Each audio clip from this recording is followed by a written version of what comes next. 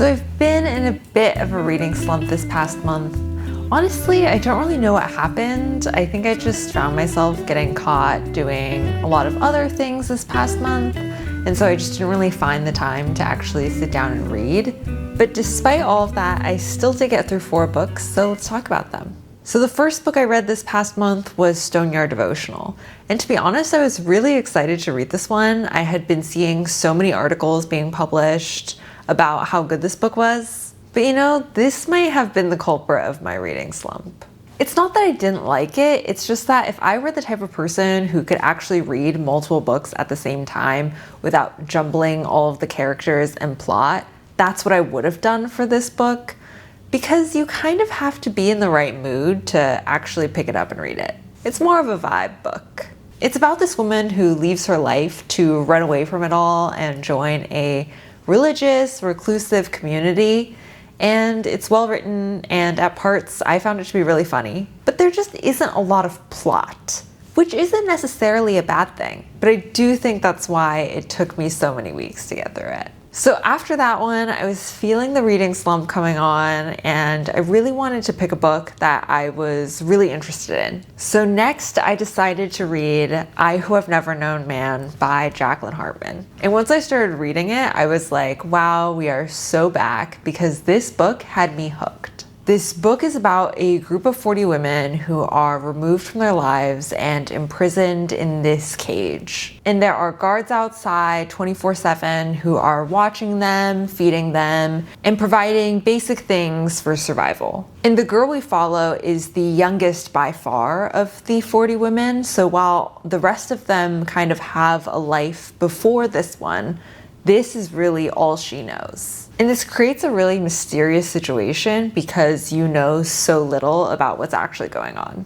While I was initially hooked by this mystery and trying to figure out how these women got here and what was going on, this book actually doesn't really focus on that mystery. It instead focuses on this group of women who, given these circumstances, only have each other to talk to and rely on, which presents this really interesting opportunity where you get to see the beauty of human kindness and community. I will warn though that this situation that they present with this world is at times quite dark and depressing, which will make you feel some real feelings. I also think it's worth noting Jacqueline Hartman, the author, her background. I found out that she was actually born in Belgium, and when the Nazis invaded in World War II, her family actually fled to Morocco, which I could imagine played some role as she was actually writing this book. But anyway, I loved this book. For me, it was a 5-star read. So then I wanted to keep the ball rolling and pick up another short book, so I ended up reading The Dry Heart. So I'll be honest, I had some mixed feelings about this one. Not because I didn't like this book or this plot, but because of these characters. So it's about this couple, how they meet, and ultimately what happens between them, which is that she shoots him. Which you'll be surprised to hear isn't actually a spoiler, but within the first few lines, she says, "I shot him between the eyes," which, like, wow, what an incredible opening. It's really giving The Stranger by Albert Camus vibes, but she's not really a sociopath, I'd say. So the reason why I have mixed feelings about this one is because this is one of those where you have these characters who are flawed and they're in this situation which is bad and kind of toxic.